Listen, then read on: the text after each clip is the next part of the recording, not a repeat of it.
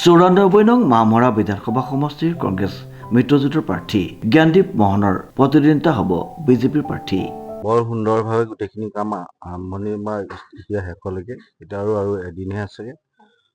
মানে কৰ্মীসকলৰ ইমান সাহস আৰু ইমান মানে উৎসাহে ওলাই আহিছে, গতিকে মোৰ জয়যাত্ৰাত কোনো ৰুধিব নোৱাৰিব বুলি মোৰ আত্মবিশ্বাস বাঢ়িছে। আপোনাৰ প্ৰতিদ্বন্দ্বী কোন হ'ব বুলি ভাবিছে? প্ৰতিদ্বন্দ্বীটো এজনে আছে, বিজেপি। সেইজনটো কংগ্ৰেছৰ পৰাই যোৱা, গতিকে কংগ্ৰেছ বনাম কংগ্ৰেছীৰ মাজতে যুদ্ধখন হৈছে। গতিকে বিজেপিৰ মানুহসকল বহুত শংকিত হৈছে, চিন্তিত হৈছে, আৰু যিসকলে খুব নিষ্ঠাসহকাৰে বিজেপি কৰি আছিল যোগেন মোহনৰ নেতৃত্বত, সেইসকল মানুহ খুব বেছি চিন্তিত, আৰু ভাবোঁ সেই বিবেকবান ভোটখিনি মোৰ সপক্ষতে আহিব বুলি।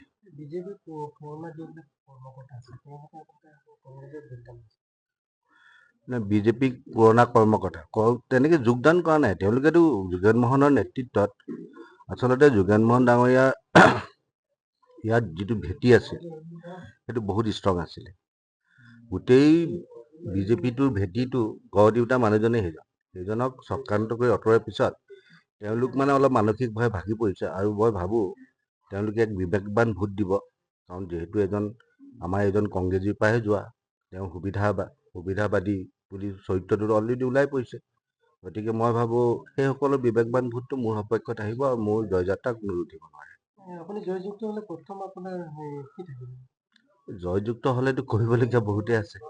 মামৰা সমষ্টি খুব ভিতৰুৱা সমষ্টি আছে, বহুত ৰাস্তা ঘাটো ইয়াত বাকী আছে, শিক্ষাৰ ক্ষেত্ৰত কৰিবলগীয়া কাম আছে, স্বাস্থ্য ক্ষেত্ৰত কৰিবলগীয়া কাম আছে। আজি যে মামৰা বুলি কোনো এখন মহাবিদ্যালয়, মোৰ তেনেকুৱা কিছুমান পৰিকল্পনা আছে। মামৰাবাসী যিহেতু মামৰা সমষ্টি, মামৰাক নাম লৈ কৰিবলগীয়া তেনেকুৱা মোৰ বহুত পৰিকল্পনা আছে। স্বাস্থ্য খণ্ডত কৰিবলগীয়া কাম আছে।